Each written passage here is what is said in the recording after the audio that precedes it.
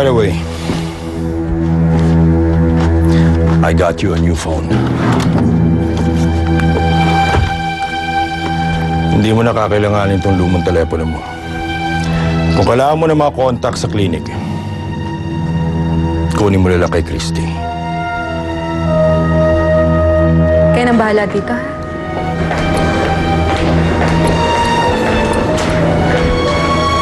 Christy!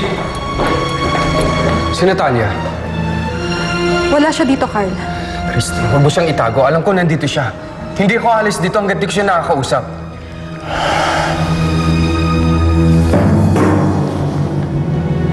I'm so glad that you really came home. I promise you, gagawin ko lahat para magbalik ang tiwala mo sa akin. Sinong tunay ko, anak? Hanggat hindi ako nakakasiguro na hindi mo ako iiwan, wala kang makukuha sagot sa akin. Kawawa naman si Ma'am Paulina kapag nalaman niya yung nangyari. Nakita ko kung paano niya pinaghirapan at pinag-isipan yung billboard na yun. Halos magkasakit na nga siya sa kakaisip nun eh. Tapos mababaliwala lang lahat dahil kay Adriana. Hindi lang si Adriana yun eh. Sigurado akong may kinalaman si Tita Natalia doon. That billboard will not go up without her approval. Napakawalang puso mo.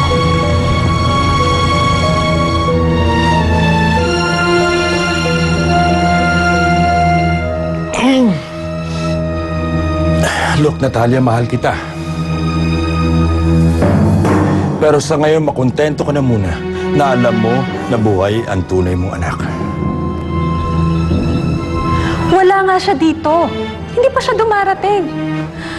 Tsaka, Carl, parang awa mo na. Umalis ka na. Umalis ka na dahil sigurado ako pag nagtagal ka pa dito, may gulo na namang mangyayari. Sige na, please. Umalis ka na. At uulitin ko sa iyo,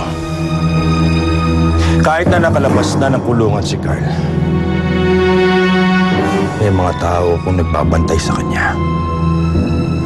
Minamanmanan siya. Kaya wag kang magkakamaling gumawa ng isang bagay na hindi ko magugustuhan. Dahil isang text ko lang, patay si Carl. Pati na rin ang tunay mong anak. Malinaw na panggagaya ginawa niya eh. Hindi lang yung pangkagaya. Pambabastos din yun sa'yo at kay Paulina. Hindi na baling ako lang, Stefano. Wala sa akin yun. Ang inaalala ko si Ma'am Paulina. Kung nagagalit man sa akin si Ma'am Natalia, bakit kailangan pa niyang idamay si Ma'am Paulina?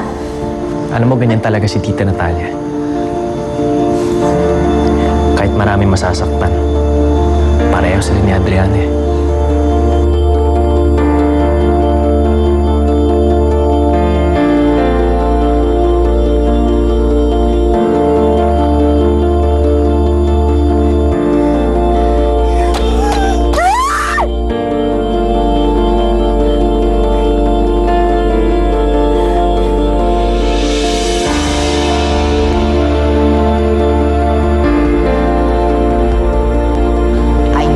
Deserve this, Carl. Minahal kita ng todo-todo. Binigay ko sa'yo ang buong buhay ko. Pero ito yung gaganti mo sa akin. Kasama ka ngayon sa listahan na dapat magdusa. Nagmamagandang loob lang naman si Ma'am Paulina sa akin eh. Ang ipinagtataka ko pa, paano nagaya ni Adriana ang design ng billboard ko? Stefano, anong gagawin natin? Ano pwede natin may tulong kay Ma'am Paulina? Kakausapin ko yan si Adriana. Baka lumaki pa yung gulo eh. Huwag na. Hindi. I don't wanna sit here and do nothing. Malay ba natin may pinaplano silang masama? I'll go at babalik ako kaagad. Sige, mag-iingat ka.